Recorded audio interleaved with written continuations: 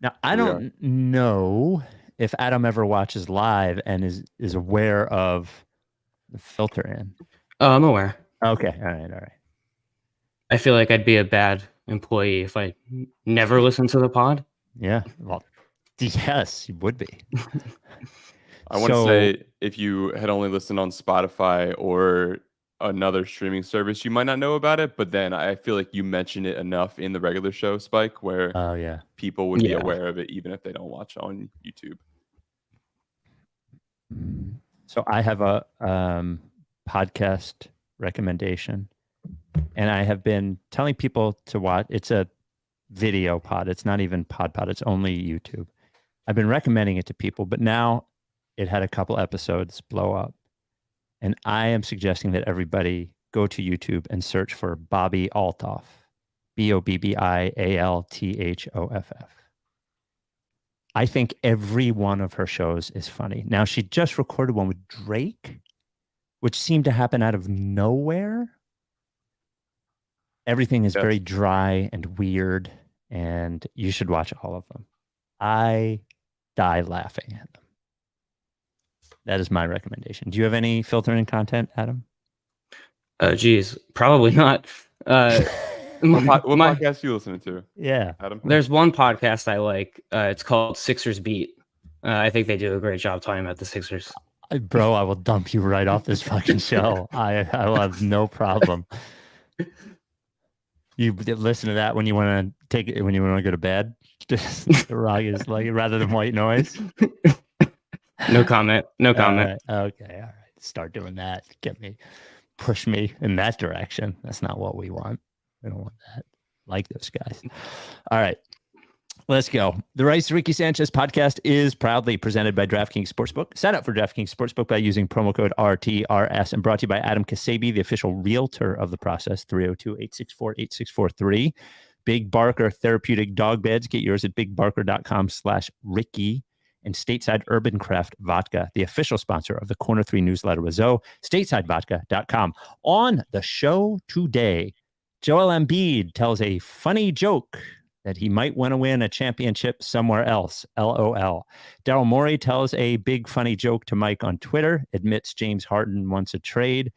And since Mike is on strike from the Ricky for the first time ever, Sixers Adam fills in the big chair. Mike's chair won Sixers Adam for the first time ever.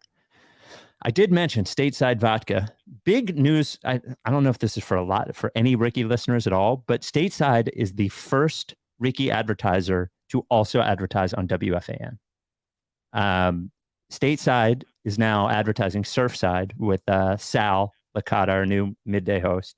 So Surfside is up in my area now, all over the place. I was at King's Market the other day. There was a huge display for Surfside. It's everywhere. It took over Philly.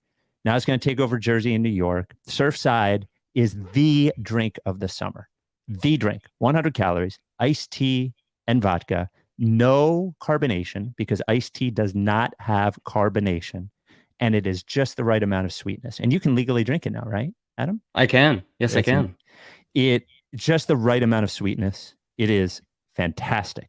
Surfside. Go to statesidevodka.com. And guess what else is 10 years old? Not just the Ricky, but TBT, the basketball tournament, is 10 years old. It is coming to Philly for the semifinals, August 2nd and 3rd at Drexel. One Ricky Sanchez is playing in TBT this year. So is Thomas Robinson, Casper Ware, Earl Clark. 10th year. Also, the dunk contest will be in Philly as well, where they have to dunk on someone. We have buy one, get one free tickets for TBT, which is a great deal because I think tickets are like $35. So buy one, get one free. Go to thetournament.com/TBT/BOGO and use code TBTBOGO for buy one, get one free tickets. You can just look for the link in the description of this pod. And once again, promo code TBTBOGO. Without any further ado, Amos and the chef.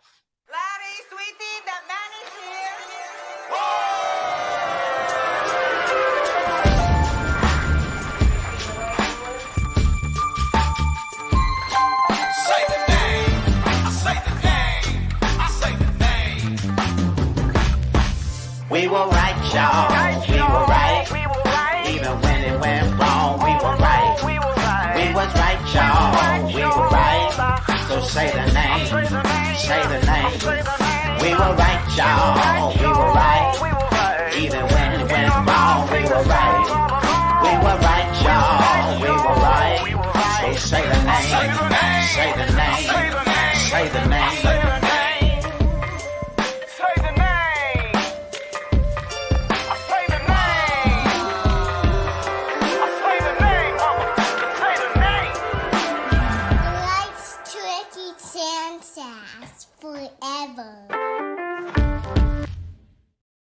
Welcome to the Mites. Welcome to the Rights to Ricky Sanchez podcast. I'm Spike Eskin, along with a guy who is not Mike Levin, but he is the beat writer for the Rights to Ricky Sanchez podcast. That is one Sixers Adam. Hi, I was wondering what my line would be. I had no idea what you were going to call me, so that was fun. Are you like? Do you come with takes? Do you come with opinions? I hope so. You have looked at the prep sheet, which is more than I have. Mike has ever done. I can usually see Mike go into the prep sheet as the pod begins, but you obviously looked at it earlier. So I did. I didn't expect 3,500 words, I will say. But I did on the look. prep sheet. Yeah. Yeah. There's usually a lot of prep. I'd rather have it and not need it than need it and not have it. That's sort of my bit. So makes sense. Welcome to the pod, Sixers Adam. You are officially co-host. I'm not interviewing you, so you have to just like talk like a co-host would. So are you prepared? Are you ready to go? I hope so. I think I'm prepared, but I guess we'll find out. Actually, before we get going, a note from the chat. Adam introduced himself as Adam of WIP at the press conference, by the way, refused to say the name. Yeah, one of my friends told me he was going to do that. Not sure I believed him, but he did it. So thanks, Ryan. I really appreciate it. Wow. When we talked to Pat Beverly and Mo Bamba in Camden last week, Mo Bamba, before his media scrum started, just said like, "Hey, just let me know what your name is before you ask your question, so I know who I'm talking to." Yeah. And I asked Mo Bamba something, and like 15 minutes later, another writer was like, "Is Spike gonna get mad at you?" And it instantly, I was like, "Oh, don't tell me I said WIP and not the Ricky." You did. Then I went back and I did, and so I tried to like scrub any footage of the Mo Bamba press conference from the internet. Didn't work. And then I tried to prevent a few of my friends who I mistakenly told this story to from being in the chat. But here we are. Do you normally say "of Rights to Ricky Sanchez"? Well, normally they don't really ask you to say your name and your outlet. If they do, I've always said WIP and the Rights to Ricky Sanchez. Okay, all right. But, okay, all right. That's so I feel like I feel like I've earned one mulligan here, but just make sure we're first. Make sure Rights to Ricky Sanchez and fair enough. Fair enough. Even if it was it's first on the credential. Okay, so, all right. So I will do that. So it's been a big week, and I'm going to admit, for everyone, there are Spike guys, there are Mike guys, that Spike girls, Mike girls, whatever.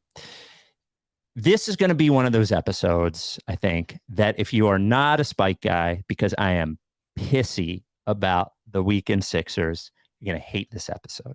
So let me just throw it out there that I'm just preparing you. I want you to still continue to listen, of course, but it's going to be one of them where you leave a nasty YouTube comment, send a nasty email. You're never listening again, blah, blah, blah. So it was a big week for both Joel Embiid and James Harden in that they're both whiny little babies who either suggested or outright told people to say that they might not want to be here in the future or they don't want to be here now, so on and so forth. We're going to start with Joel Embiid and give a little capsule about how we got to where we are. So first, he did, I don't even know the context is he's talking to Maverick Carter, right? That's who he's talking to? Yeah, some sort of like sports business thing. Okay. He's at some sports business thing and he's talking to Maverick Carter. And CJ, can you still hear me through Adam's thing? Yes. Hey, oh no, we're good. We're good. Okay. So, and Joel Embiid says the following. Showing with a championship. Whatever it takes. I don't know where that's going to be, whether it's Philly or, everywhere else. I just want to have a chance to accomplish that. I want to see what it feels like to win that first one and then think about, the next one. It's not easy. But he takes more than 1, 2, 3 guys. You gotta have good people around you, and Okay. myself. All right. Enough. So the headline there is, I just want to win a championship, whether it's in Philly or somewhere else. So then it was followed up by a few tweets. This first one says, we're in this together, ... 5 days. I do believe that is in reference to his upcoming wedding. That would be my guess, right, Adam? Yeah, it's either something that nobody would be able to discern or soccer. Right. If I don't get something that Joel tweets, I just kind of pretend, I just decide that it's soccer.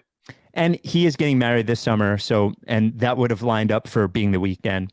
So then it was this next one where someone tweets at him and says, I'd like to win a championship in Philly or somewhere else. The somewhere else was unnecessary TBH. And Joel quote tweets him and says, buddy, check my middle name, which on Twitter is Troll. Okay. Then it was followed by another tweet where he says, I've lost my place as best troll here, though. And it went to Daryl Morey. And then the final tweet in the series is someone says, you need to tweet more like back in the day. And he says, Father Time is undefeated. So the thing is that like, this isn't charming or funny or fear inducing. It is just annoying. It is completely annoying.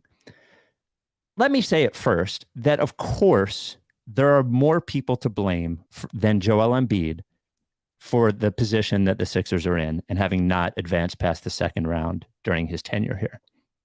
But the idea that he would publicly, first of all, he's not trolling anyone. He tried to say something to maybe sound a little cool or maybe put pressure on the organization or whatever the fuck he's doing. And someone recorded it. He didn't count on somebody recording it. And then he acted like he was just joking. He was not just joking.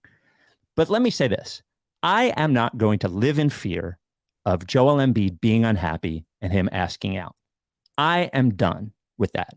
And every other NBA fan who is somewhere where a superstar is, if you're sitting around afraid that your best player might ask out in this bullshit situation that we are in the league, you shouldn't do that. But my message to Joel Embiid is this.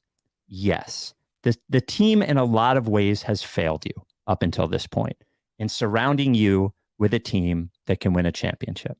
But what is also true is that in your entire career, you have not been healthy during one playoff run. Not one time. In your entire career, and you are 30 years old with 2 runner-up MVP finishes and an MVP finish, in your entire career, you do not have one playoff year where people can say that is his signature playoff year. In fact, you do not have one playoff series in which you could say that is Joel Embiid's signature playoff series.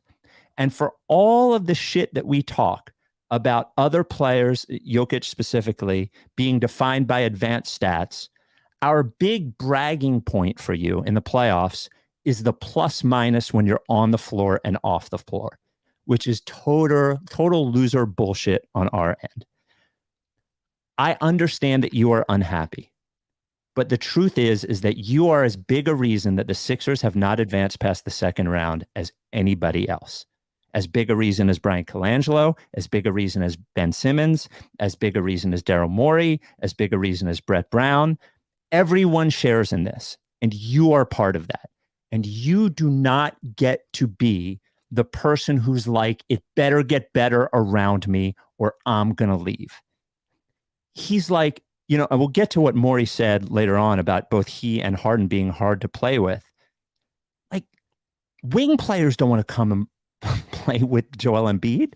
Like, let's be honest about this. The post guy who wants the ball every single time down the floor so he can hold it, do the same thing that Harden does, but do it at the nail or do it in the post. Like the same exact thing, just hold the ball and hold the ball and hold the ball and eventually shoot. Other players don't want to do that. And for what it's worth, if you're going to be that guy, and this is a lesson you could learn from Harden, is you got to have your teammates absolutely fucking love you. If they're going to stand around the entire time, bust their ass, shoot, spot up, just wait around to shoot, do everything around you, they have to love you. You cannot be the guy who stays home and doesn't go to dinner, who doesn't play cards, who doesn't hang out. Like, I give James Harden a ton of credit for that. The players that play with him end up loving him, even if they don't love playing with him. I am just like sick of this. I'm sick of the asking out. I'm sick of the forcing a trade. I'm like, oh no, he might like force a way. He ain't forcing his way anywhere. He is not going anywhere. They're not trading him. He's not forcing his way out. It would be the lamest loser shit ever. The team has won 50 games year after year after year after year. At some point every season over the last 6 years, they have either been the favorite to win the title or they've been the 538 favorite to win the title. They have not had the best team and they have been flawed, but they have certainly at times had enough to advance further than where they have if their best player carried them there. I love Joel Embiid. I want him to retire a Sixer. I think he's a great player. I hope he finally has the year, this year or next year or the year after, where he finds his rhythm in the playoffs and truly dominates. But he has not done that. And his failings in the playoffs are as important to notice. And I don't want to trade him. I don't want to restart. You know what I mean? Like, I don't want any of that stuff. But let's just talk about reality. The reality is that other players aren't dying to come here and play with him. The reality is that he has come up small in the playoffs every single year for one year or another, for one reason or another. The reality is there have been more times at the beginning of the season that he is out of shape for some reason than in super shape for some reason. These are all realities. And if all of these things are true, you can't be the guy that is fucking with everyone about that. You have to get a better team around you, or you're going to ask out. Yeah, I mean, it's certainly very tiresome to hear about over and over. Yeah, whether it's with Joel or a bunch of other players across the league, and it's just, I feel like we're headed for more of the same. Whether that's with Joel or other players, just because the discourse around these guys, particularly these like top flight superstars, is always through the lens of, have they won a championship? Can they be the guy on a championship team? Or with guys like Joel, do we feel like they've proven that they can't be that guy? Right. And for Joel to have, I mean, frankly, choked away that second round series in, the fourth quarter of Game 6 and then all of Game 7, after being named an MVP, and that was after he for lack of a better word, was campaigning to win it. He brought that microscope on himself, and then he didn't come up. He came up small when they needed him most. And so that microscope is only going to keep zooming in on him. He just has to win, and if he doesn't, people are going to talk about him and about how he's not a winner for his entire career. I agree with you. And and by the way, I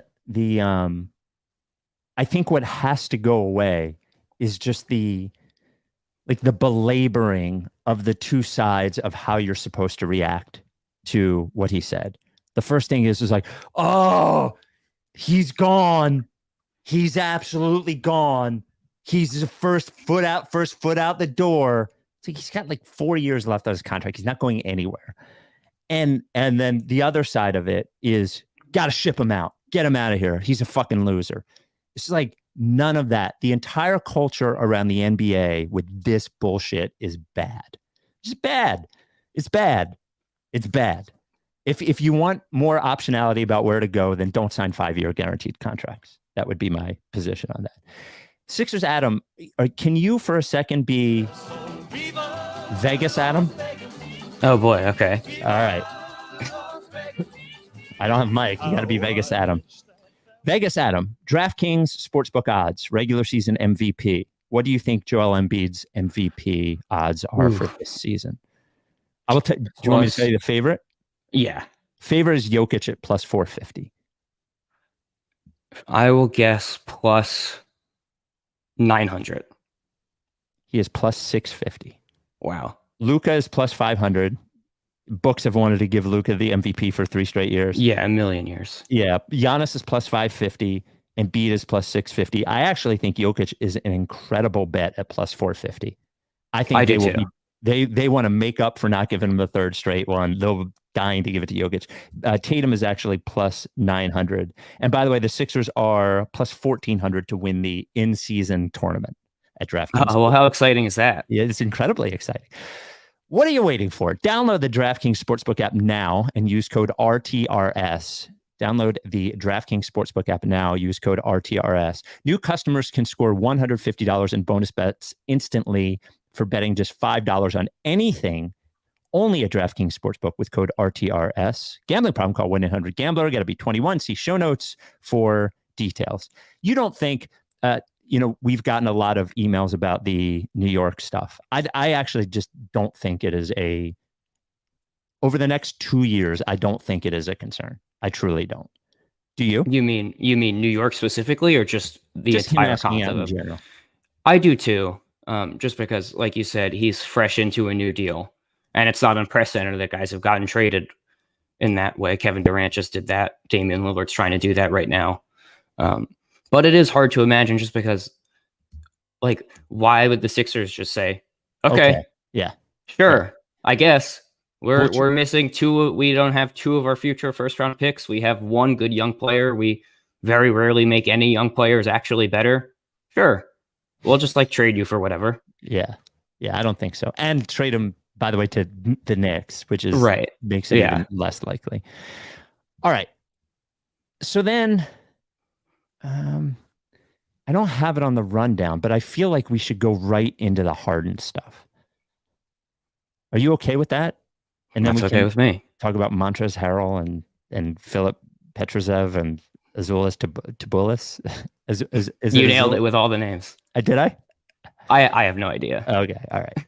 And then we'll do, because I think actually, so Daryl Morey did an interview, said a bunch of things. It was actually the reason why we choose to have Daryl on after he's made the big trade rather than before, because I don't think he says anything that we don't know. But, and thanks to Brian Toporek, is that how I say his name? Yeah. Who wrote down a lot of the quotes. And so this comes with this Harden quote. Daryl Morey basically admitted that that James Harden wants to be traded.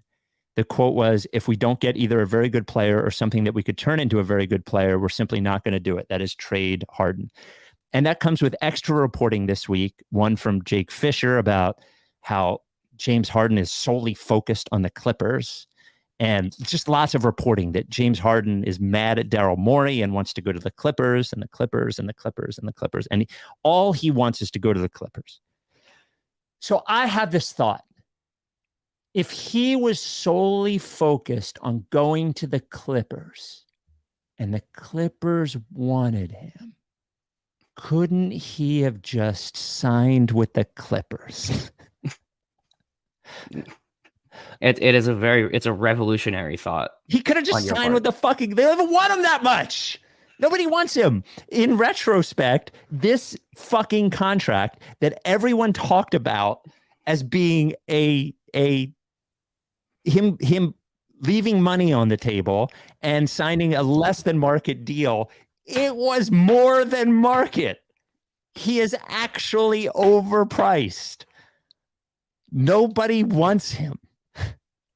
Yeah, I mean that's the thing, is that he was apparently offended by the way the Sixers handled negotiations with him. And I get if he took a 1-year pay cut, probably expected, and frankly probably was told that he could expect some sort of long-term deal moving forward, and then they wouldn't offer it to him. So I understand in that sense why he would be frustrated.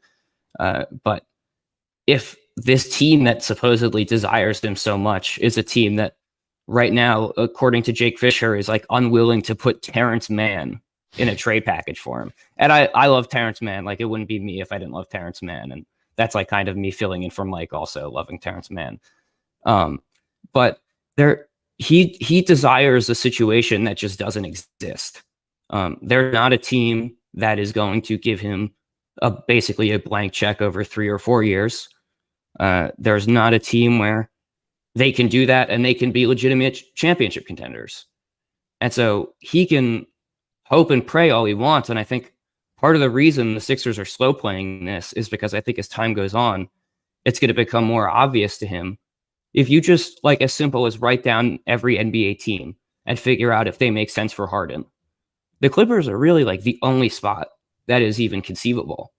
And by the way, it would just be this year because nobody wants him to give him a bigger contract. Like this league has to do something about this shit. You just opted in to a contract with the Sixers for $36 million.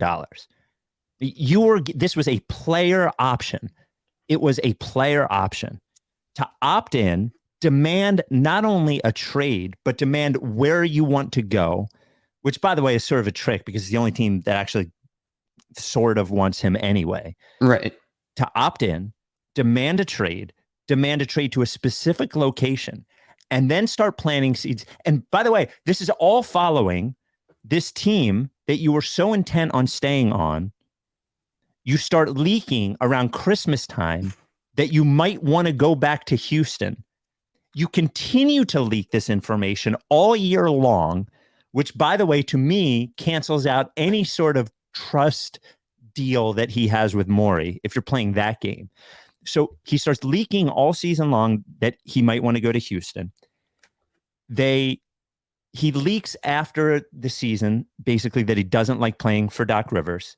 He leaks that he wants to play somewhere that is more free with the ball. Then he opts in to his contract with the team that he wants to leave and demands that he be traded to a specific location. You fucking loser. And then, by the way, start planting seeds all over the media that if you happen to be on this team this year, we all know how uncomfortable James Harden can make it. I want Daryl Morey to stand the same way that he stood up to Simmons. I want him to stand up to Harden. And it's not that I want Harden here, but like, motherfucker, you are not at a point in your career where you can show up and cause ruckus with the Sixers. Like he's just not good enough. He's not. He's at the end of his career. He's like this entire situation with James Harden, like he should be embarrassed. He's ruining his legacy of losing in the playoffs. It sucks, man. It sucks.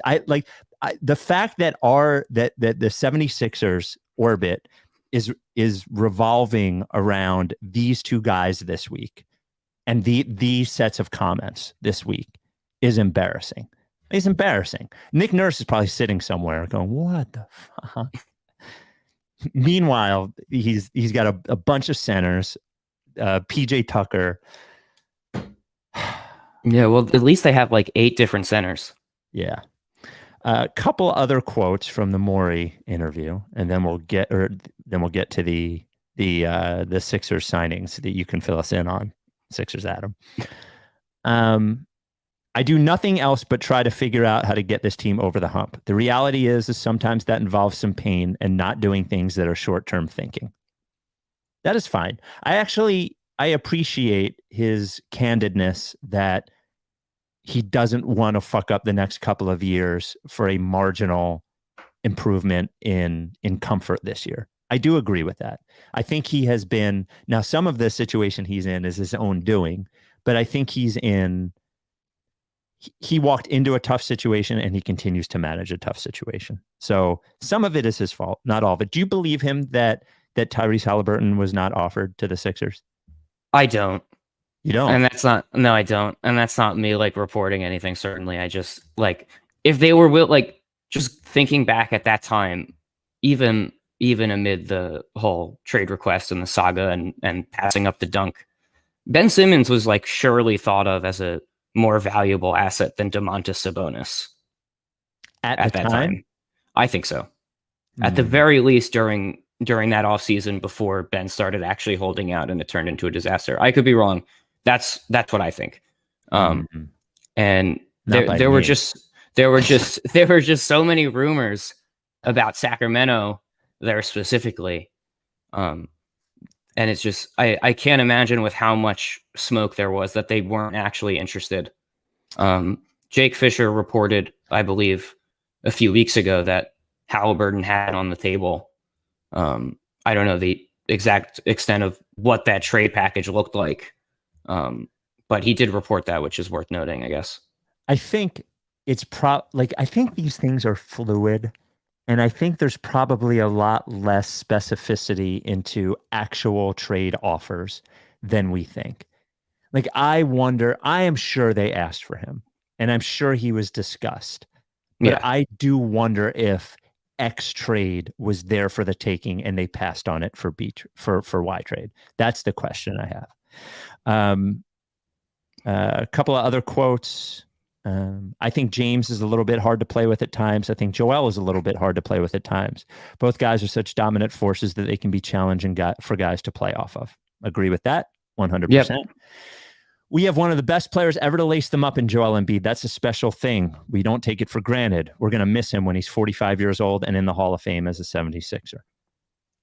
Okay, sure. And then finally, I think this was about them not re-signing a lot of the players. But all the depth we lost, if we had done something to bring them back, it would have hurt our ability to compete down the road. So what we're attempting to do is to have the best team possible this year, but also have the ability that if we get into the next season situation, to be a very unique team with the most cap room of a team that's as good as us. That's a very unique situation to have. Right. So the new CBA really kicks in next year. The new CBA is going to put massive constraints downward on salaries in the league. So us being the only team with a top player that a player can join is going to put us in a very unique situation. So I wouldn't call it a 2-year plan. It's more, we're just trying to win this season coming up, but we have to keep an eye on how we're going to compete moving forward as well. It's interesting when you think about guys like McDaniels. 2 years, 4.5 million a year, something like that. Yeah, about that. Is that really stopping us? Right? No. If they had brought back McDaniels on the contract he got from the Raptors, and they brought back Shake on the contract he got from Minnesota, and they brought back Niang, especially on the contract he got from the Cavs, because he got quite a bit of money. George did. Yeah. Then that becomes an issue. I don't think any one of these guys in particular would have.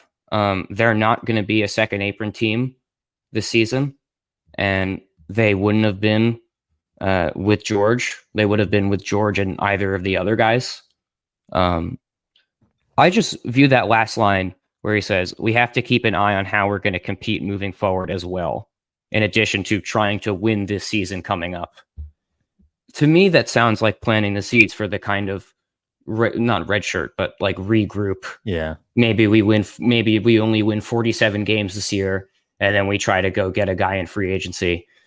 And there keeps being this discussion about them in free agency and building cap space.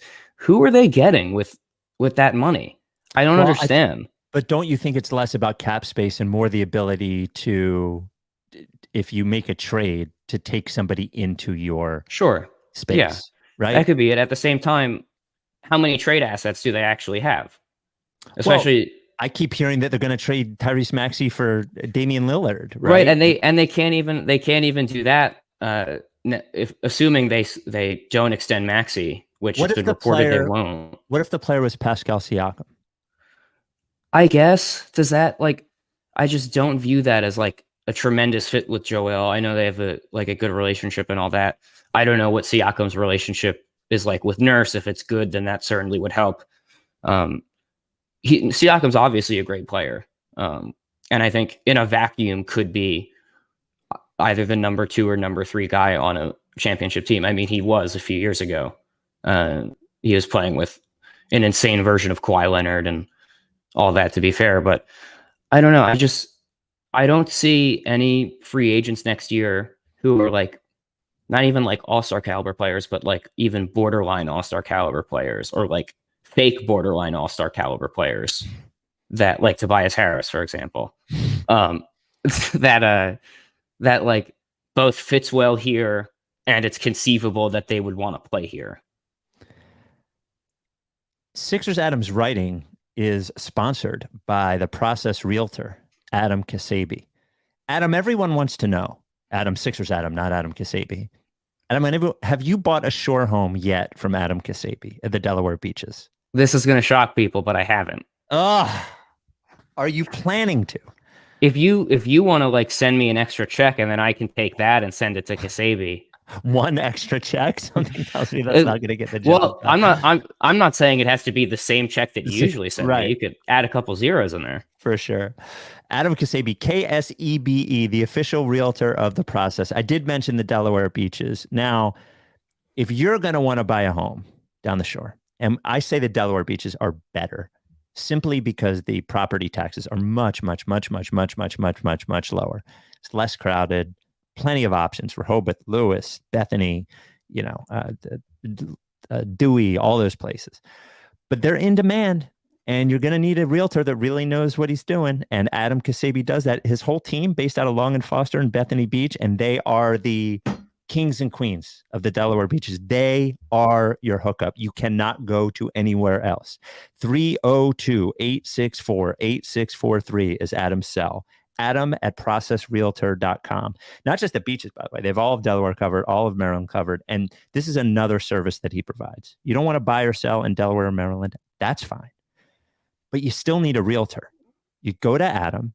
Adam will find out about your situation and will interview realtors till he finds the right one for you. Did that for me, whether it's Jersey, New York, PA, whatever. A shore home. Think about it. Buying a Delaware shore home, renting it out for much of the summer that pays your entire mortgage, and then you have a shore home and you have an investment. That's why Sixers Adam's going to do it. It's why you should do it. Adam Ksebe, Ksebe, the official realtor of the Process. 302-864-8643, 302-864-8643. Adam, we have some really interesting sound coming up. We have some music done by Ricky listeners. I would like to note that the Sixers they officially signed Montrezl Harrell. They signed Philip Petrusev, and they signed, I feel like Good luck. Mike would know how to say Azuolas Tubelis. I feel like he would know how to say that. So Petrusev, it looks like it's a 2-year deal, but it's not really a 2-year deal, and it's not even all guaranteed this year, right? Like they could cut him this year if they needed to. Right. So Noah Levick from NBC Sports Philly does a great job. He reported that it's a 2-year deal. For the first year, about half of the money is guaranteed. Okay. And then the second year, I believe, is fully non-guaranteed. Okay. So that is an extremely similar structure to the deal they gave our old friend Trevelyan Queen last summer. There was a little bit less first-year money guaranteed to him. There we go. Yeah, we finally had an opportunity. Yeah, no, I figured that was coming. Yeah. So it is definitely conceivable that he just straight up does not make the opening night roster, because that is a contract that is very easy to just get rid of, and nothing really in there, no real consequences to it, the same way that they did with Queen. It sounds like, just from reading stuff over the last couple of months, that he and his agent were really pushing for him to come over this year. And so it could have been a situation where they said, like, hey, like, we want to come over now. Otherwise, maybe try to trade my draft rights to someone who will let me do that. He stinks. I don't think he's very good, Spike. Yeah, he stinks. I don't think he's very good. I think I would, if some bizarro world comes up in which they need to go to their 5th string center, I would, because they have, I mean, they have like a third of their roster right now is centers, which does not include PJ Tucker, who will see time at center at some point. You can go, but it just doesn't make any sense. And Morey did say in the interview that we shouldn't worry about the roster in July. Sorry, we got to do podcasts in July, so we're going to worry about the roster. Yeah. And Tubelis is a 2-way contract, right? Have you? Right. Right. And you get 3 of those now. Okay. And their other 2 are Ricky Council. Ricky Council, the 4th, and Terquavion Smith. So we had a couple of Rights to Ricky Sanchez listeners provide us with music. I'm going to warn you, it's not all great. I gathered that from the prep sheet. Yeah. Now, I appreciate it. It's not all great. This came from, perhaps you remember, if you're a regular Rights Ricky Sanchez listener, The Tenant. The Tenant was a relationship advice person who wrote in that said he bought a home with his girlfriend. His girlfriend started referring to him as her tenant, and we recommended that he run from the relationship, which he did. He sent us an email. What's up, guys? Listening to Ricky X, I was once again amazed by just how much has happened surrounding this team over the last decade. So I thought it would only be right to put together a song commemorating the 10 years of the process. I present to you We Didn't Start the Process. Lyrics by me, music by Billy Joel. Sorry if it's a little hard to understand. It's kind of a tough song to sing, but I included the lyrics as well in a separate PDF. P.S. I much appreciated hearing about my relationship advice segment played again on the last pod. Getting to relive that is exactly what I needed. Now, you may have heard, now if you're familiar with We Didn't Start the Fire by Billy Joel, yeah, I assume? I am familiar, yeah. Fall Out Boy did a completely unnecessary reworking of it. Now, this is a person, you're talking to a person who likes Fall Out Boy. I think Fall Out Boy has some great songs. Nobody asked for this.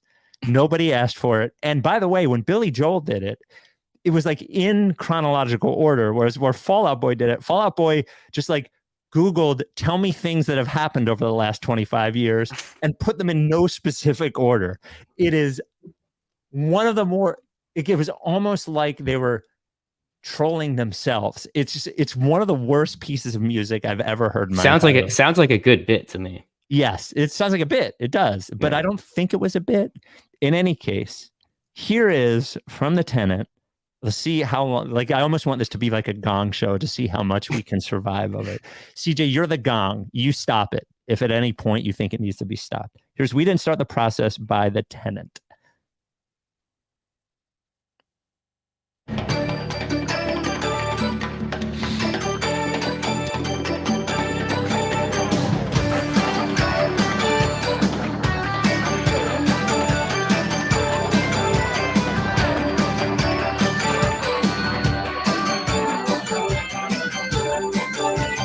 Holiday to New Orleans, traded him for Nerlens, first round draft picks, MCW. Pinky's got the longest view, Brett Brown developed you, Tony Broughton, lefty floater, Hollis Thompson too.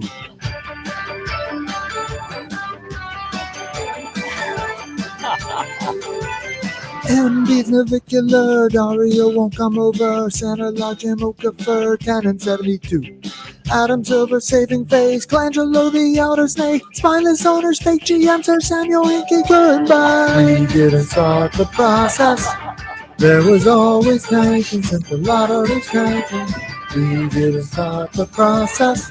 But we'll pick Brandon Davies over endless 80s. Simmons shoots in Summer League debut from Embiid. Malcolm Brogdon stolen valor for Concord Moss DLC. Pick swap, Danny Ainge. Fulton's jumper sure looks strange. Armageddon anyway. Can we sign LBJ? Haka Simmons, JJ. KOC band say the name. Trevor Booker lick face. Mark Calbreaks, Joel's face. TJ McConnell, January. Ilyasova, Bellinelli. Bad too good, way too quick. Second round exit. We didn't start the process.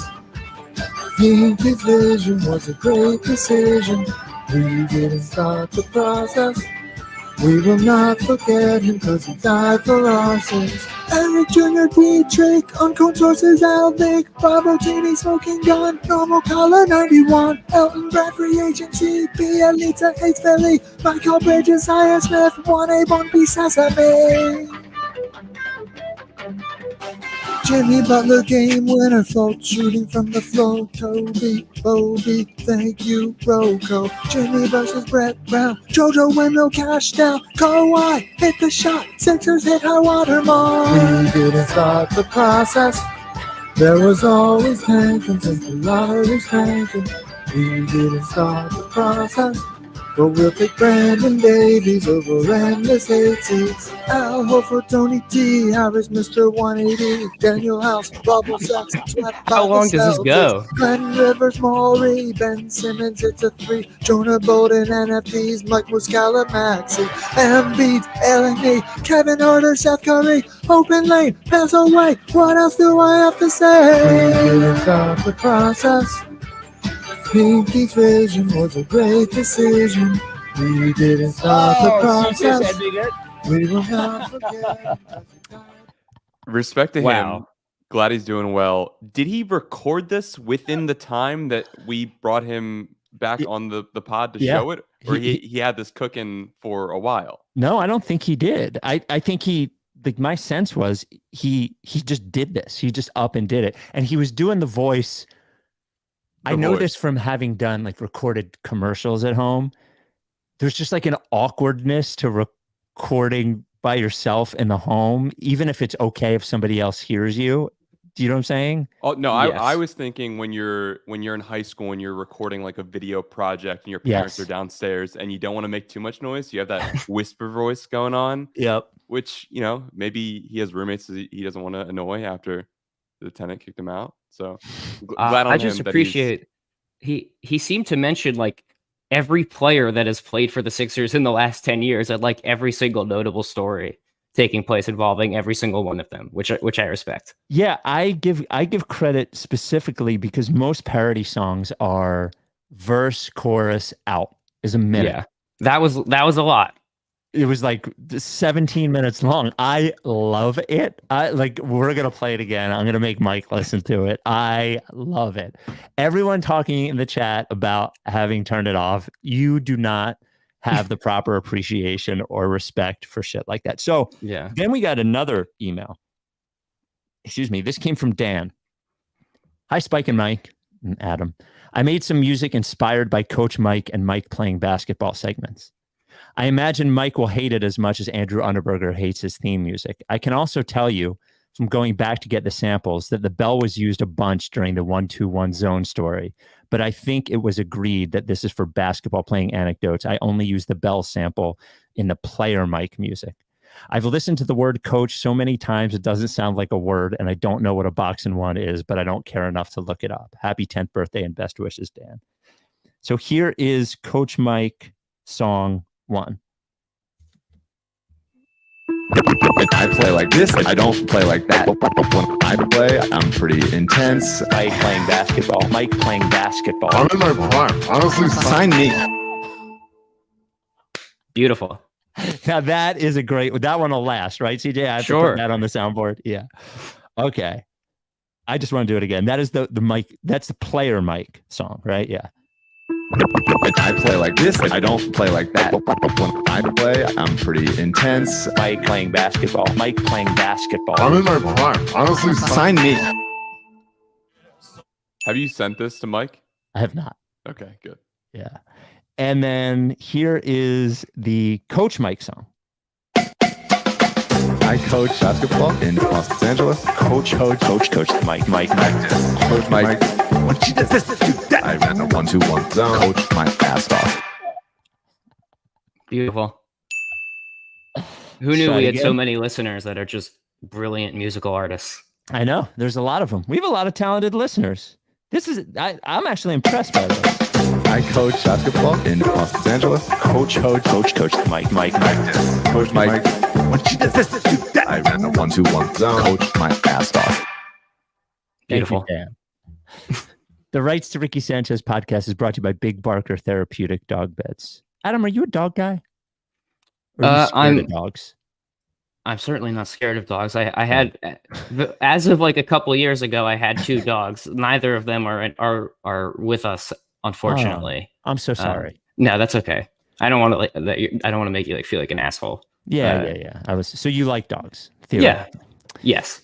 Big Barker Therapeutic Dog Beds. Rebel sleeps on a Big Barker. Rebel is 9 years old, is fucking as springy as ever. The difference between Big Barker and other dog beds is really everything. It's everything. I wouldn't tell you this if it wasn't true. I wouldn't tell you this if it wasn't proven. I wouldn't tell you this if there wasn't a real difference. Big Barker dog beds are real beds that really support your dog's joints. They keep your dog healthier. It's true. Go to bigbarker.com/Ricky, bigbarker.com/Ricky. That's where you get the Big Barker dog bed, and you get 2 free Process Pup patches. Mike from Body Bio just got a dog, got dog a Big Barker. The difference is, and you can see it just when you're looking at the pictures, to be quite honest with you, is that, and I think about the old dog bed I had for Rebel before we had Big Barker, and it looks comfortable. It looks like a big pillow, and they lay on it and they basically sink to the ground. That's not what a bed's supposed to be. Bed's supposed to be a mattress, supposed to be supportive, and that's what the Big Barker is. Completely different. Proven by Penn Vet to improve your dog's quality of life, lower pain severity, increase joint function. You know, as your dog gets older, especially bigger dogs, arthritis comes into play. And you think about when you sleep on a bad mattress, what that's like. Your dog sleeps fucking 18 hours a day. Of course it needs a good mattress. Go to bigbarker.com/Ricky. That is bigbarker.com/Ricky. You get the Big Barker dog bed, the 2 Process Pup patches. By the way, there's the sofa version, there's the headrest version, there's the non-headrest version, there's all different colors, there's all different sizes.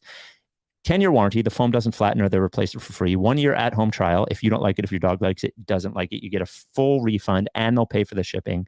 It's handmade in the USA. Big Barker dog beds. Oh no, I'm supposed to bark. Yeah. Oh my God. Rough. There you go. The hard to stomach YouTube comment of the week comes from BGSJ7ZH. Harden is going to have to play to the best of his ability, bottom line. So overall, this being disgruntled is nonsense. Once we can get a value trade, we will trade him. If not, we will have him and he will play to the best of his ability. Adam, I'm asking you for a percentage chance that A, the combination of these 2 things happens, that James Harden is back and he plays to the best of his ability. It's a low percentage. 10%. It's very funny that he's. What do you think the odds are that he's on the roster when camp starts? 40%. Okay. Off the top of my head. I just like, as you mentioned earlier, first of all, we all know obviously that how Harden kind of ended things in Houston and Brooklyn. And I think like his camp seemingly trying to weaponize that, like that precedent to like try to convince the Sixers like, oh, you're going to have to trade him because you know what happens is just incredible. That whole thing is incredibly funny to me. Oh yeah. Like, he's like, by the way, he's going to be a real fucking asshole. And he's right. Like, no, he wasn't an asshole at the end of Houston and Brooklyn, like at all. But remember, he was kind of an asshole at the end in Houston and Brooklyn if you want to try to keep him.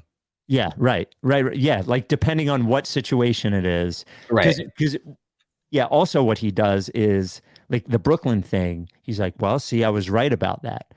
But like, well, you were right about what? So you faked an injury and forced your way out. Like, yeah. Speaking of Harden, 833-LickFace is the voicemail number. 833-LickFace. Hey guys, this is a quick question about James Harden specifically. My question is, has anybody reported why he specifically wants to go to the Clippers? I just find it very challenging that he would want to go to a place where there's already 2 superstars and he doesn't fit in that role that he would be on for the Clippers. I just don't understand it. And also the return package. That's not really his problem, though. But I just don't understand why the Clippers. Thanks, guys. Appreciate the pod. Because he's embarrassed. He doesn't want to play in Philadelphia, and the Clippers are the only team that wants him. Right, and I don't think he entirely understands what. Like, I think if we talk to James Harden at a press conference in Camden tomorrow, and I said, "Hey, James, Adam Aronson from WIP. Why is it that you don't want to play for the Sixers anymore?" I don't know if he knows how he would answer that question. He's embarrassed. But you know the truth is because he's embarrassed. Right. So I don't know what he would say because he's not going to say that.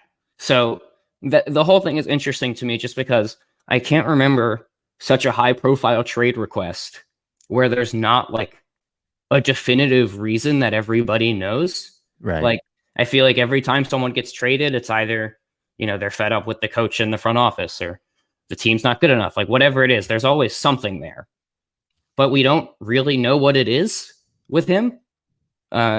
And you would think if there was even like a half decent reason, his camp would be leaking it to every reporter under the sun.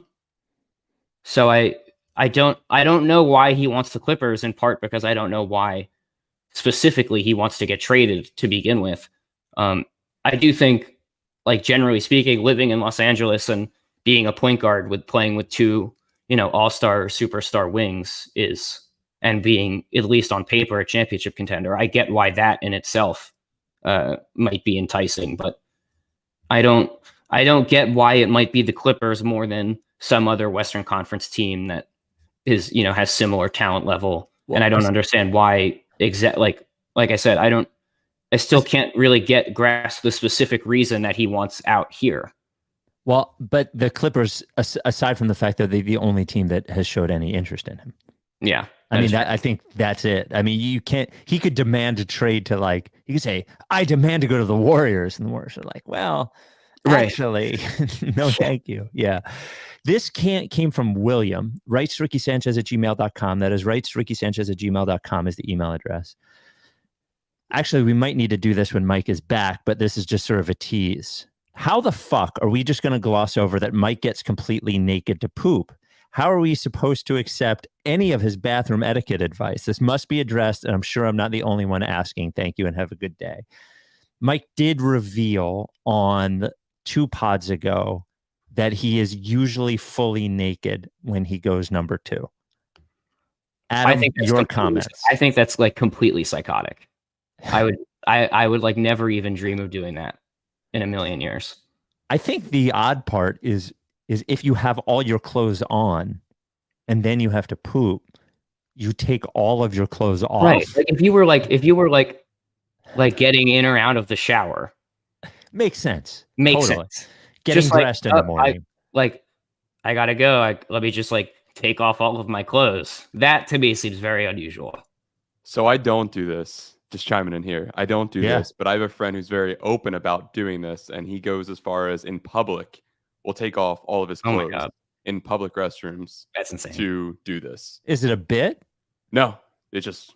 Well, what is it? I mean, what does he? Is he messy pooper? Does he get on? Is afraid he's going to get on his clothes? He does have IBS. I don't know if that's something that they share in. Yeah. Stomach issues, but he says it's more comfortable that way.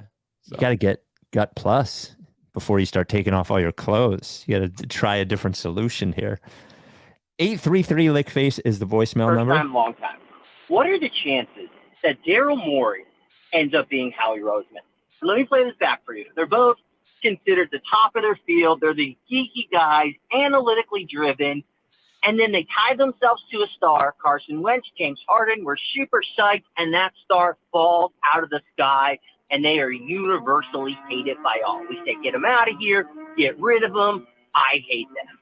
They follow that up by promoting the young upstart player, a la Jalen Hurts, a la Tyrese Maxey, to the front of the court. And within 1 year, they're superstars, and we love them. What is the chance that can happen with Daryl?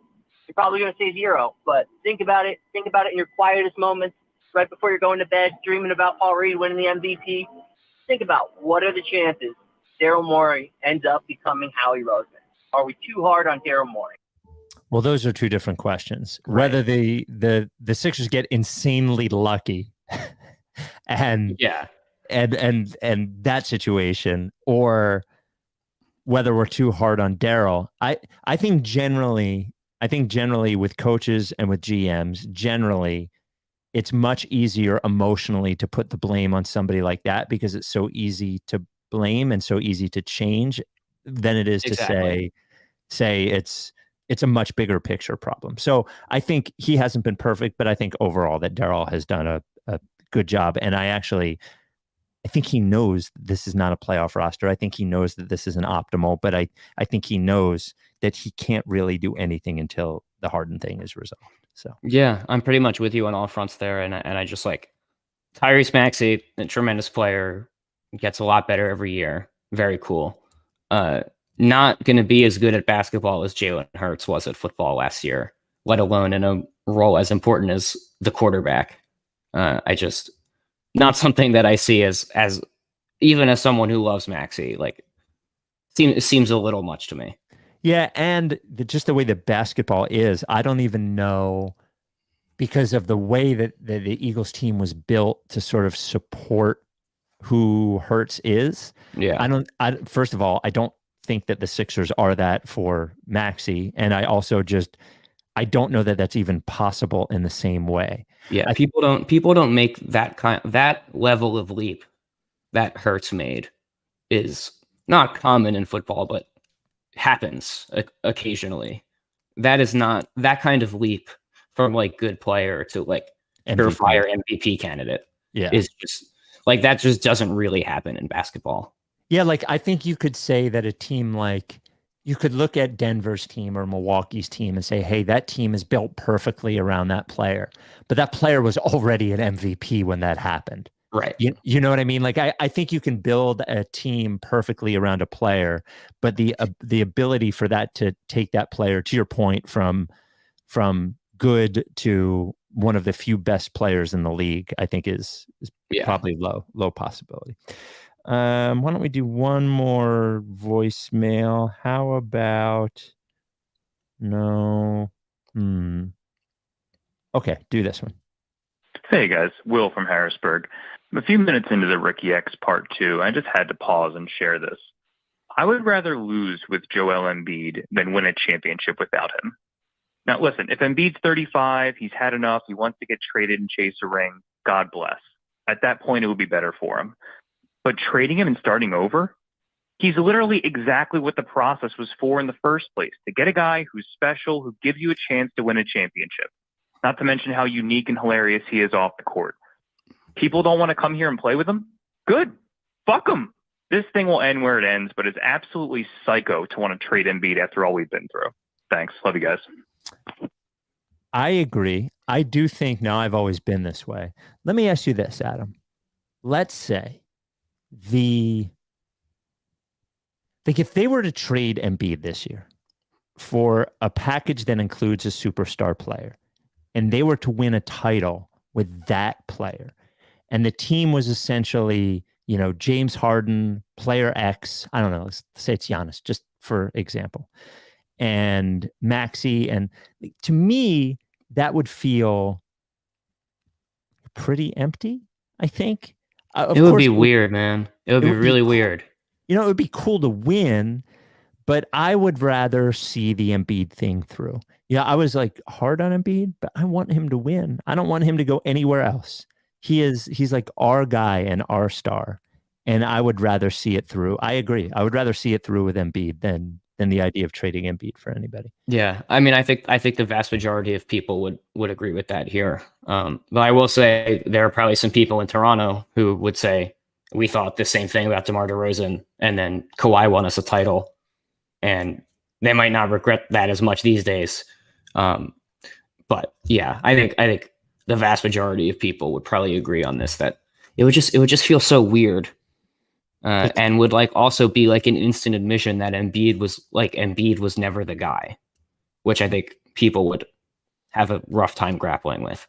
Actually, speaking of Kawhi, one more voicemail, and we may need some video. CJ, if you could find video of the Kawhi shot. Oh, great. Yeah, sorry. 833 Lickface. Listening to the Ricky 10 episode just now, the one listening to the clip where you talk about the Kawhi shot, my question is, can you go back and watch that play one more time and just notice how Ben Simmons totally quit on that last Kawhi shot, and had he not quit on it, then he probably would have been blocked and the game would have gone into overtime. So that is my basketball question. Can you go back and watch that play one more time and just watch how much Ben Simmons quits on that play? I know that you folks have shit on Ben Simmons for a lot before, but one of the things that he absolutely deserves to be shit on more for is just being a complete fucking quitter on that play. Thank you. Bye. So here's the thing, watching it. We're watching it now. If you're just listening, we're looking at the play. The thing is he does let Kawhi go, but he lets Kawhi go because Embiid is there. Right. He passed him off to Embiid, which is like a pretty normal thing to do, except the one thing is you don't do it when there's 2.1 seconds left on the clock. And it's Because at Kawhi that point, Leonard, and you're right. supposed to be the best perimeter defender on the team. Right. When Kawhi takes that extra dribble, and now before he even rises up, there's like 1 second left on the clock. That's not enough time for him to. Siakam is the guy who Ben and Joel leave to double Kawhi. That's not enough time for him to pass it to Siakam and Siakam to get a shot off.